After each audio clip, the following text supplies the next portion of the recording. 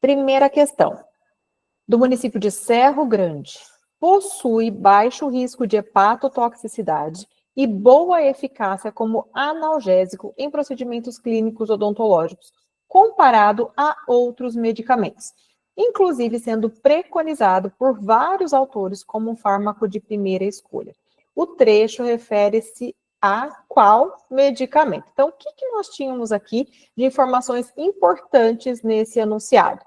É um medicamento com baixo risco de hepatotoxicidade, é um analgésico e, para vários autores, é um fármaco de primeira escolha. O que a gente tinha de alternativas? Letra A, metronidazol. Letra B, acetilcisteína. Letra C, carbamazepina. Letra D, metamizol. E letra E, naloxona. Naloxona. Muitas pessoas chegaram para mim e falaram, professor, essa questão não tem alternativa correta. Tem alternativa correta. A gente precisava saber aí de um sinônimo. Mas antes de chegarmos nesse sinônimo, eu queria revisar com vocês sobre esses medicamentos que estão aqui nas alternativas.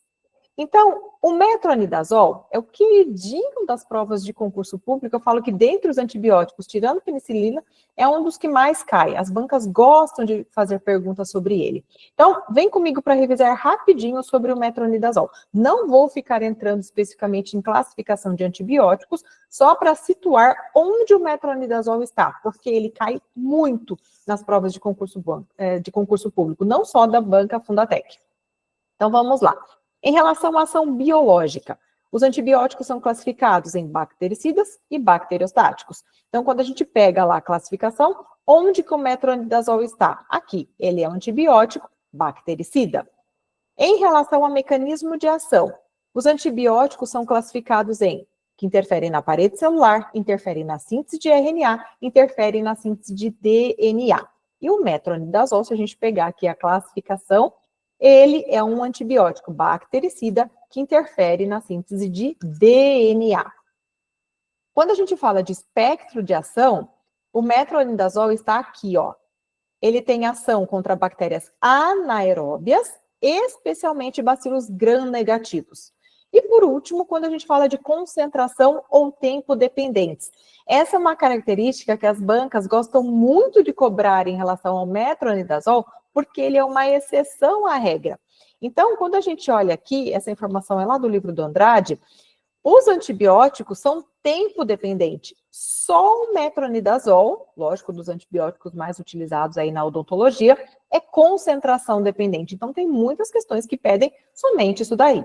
Então, se a gente fizesse um resuminho do metronidazol, situando ele em relação a essas classificações, ele é bactericida, interfere na síntese de DNA, ele tem ação contra bactérias anaeróbias, principalmente contra bacilos gram-negativos, e ele é concentração dependente, diferente de todos aqueles outros antibióticos, ok? Deu para revisar aí onde que o metronidazol está situado, e não é a resposta da nossa questão, é claro, porque ele é um antibiótico.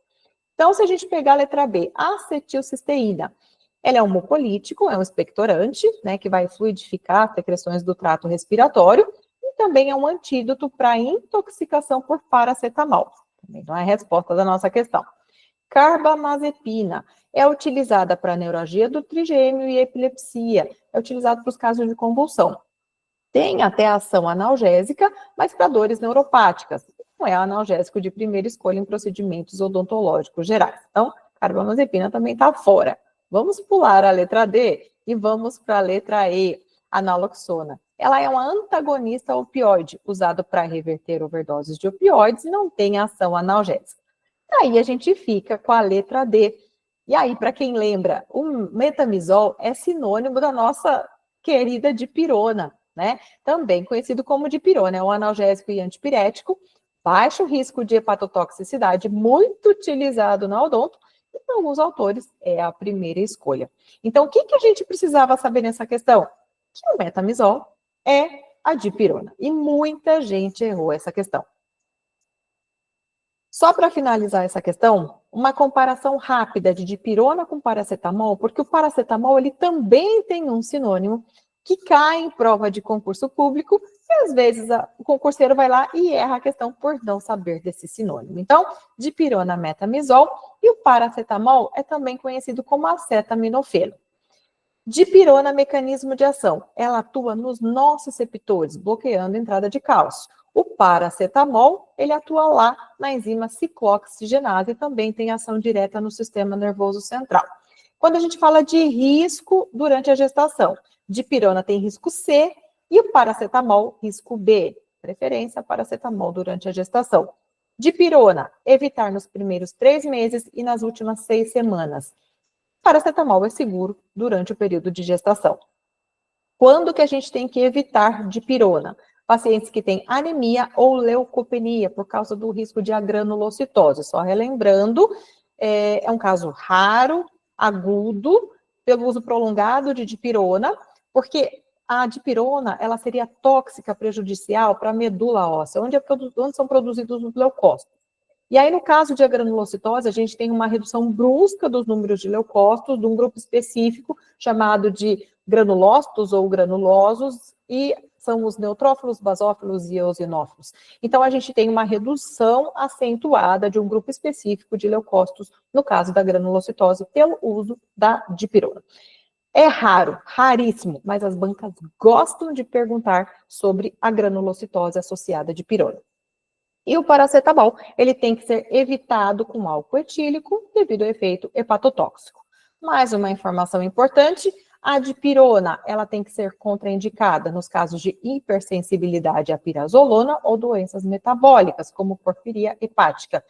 E o paracetamol contraindicado em pacientes que fazem uso de varfarina sódica, porque aumenta o efeito anticoagulante desse medicamento, podendo ocorrer aí um caso de hemorragia. Tá? Então, nesse esqueminha aqui, a gente tem as principais informações comparando aí a dipirona com o paracetamol.